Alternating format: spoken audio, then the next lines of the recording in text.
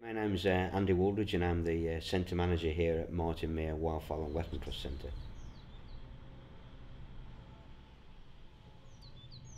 When you first arrive, there's a variety of notices on the boards which explain what WWT is and what Marten Mere is, and then you're met by our visitor services team who will familiarise you with what's happening today, what particular activities are on today, and what actually we are about. The Wildfowl and Wetland Trust really, it specialises in wetland conservation, and not just for waterfowl but for all wetland animals.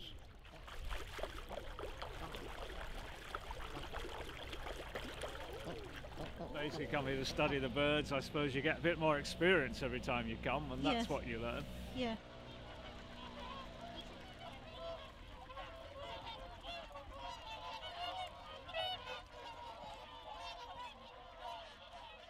We manage over 600 acres for wild birds, and we manage them seasonally. So in the springtime we lower the water table, so the water tables are actually, subfields aren't flooded then, and then nesting birds will go in there such as lapwing, redshank and oyster catchers. And the cattle are very, very important in managing that, because what a cow eats comes out the other end, and what comes out the other end actually produces flies, and the flies are perfect food for young wading birds. So in the winter time we get birds from Iceland, Greenland and Siberia, mainly waterfowl, swans, ducks and geese.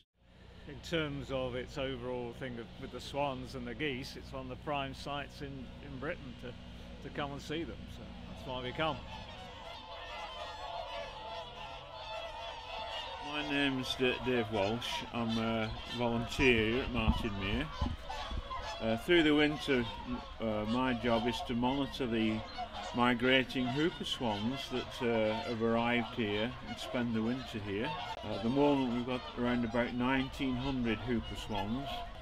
What we do is we read the rings of any birds that have been ringed. We're able to check if they've come with a mate, with a partner.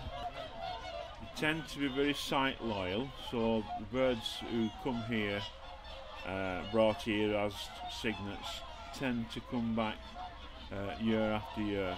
With a lot of the captive birds, it's easier for us to actually hand rear them, because if you to let the birds rear their own youngsters, you'd have to catch up those youngsters and clip them, because it's illegal to allow any non-native species of waterfowl to fly free because of hybridisation. So we collect the eggs, hand rear them, and we tend to give those birds something else to rear which is native to this area. With flamingos, or two species of flamingo we've got, they lay one egg and both the male and female incubate them. The important thing about flamingos once they hatch, or flamingo chicks when they hatch, is they need to be fed by their parents. So they have to be parent reared, otherwise we'd have to artificially feed them ourselves. As with ducks, geese and swans, they feed themselves from day one, so all we've got to do is provide that food for them to eat.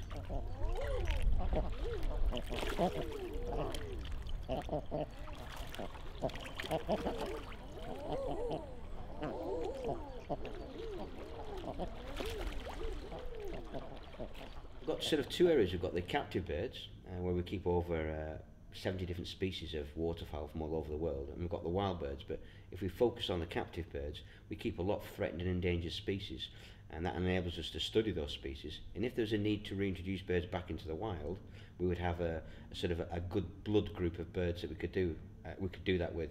But we're now working on a bird called the spoonbill sandpiper, which isn't a duck, it's actually a wading bird, but it is a wetland bird.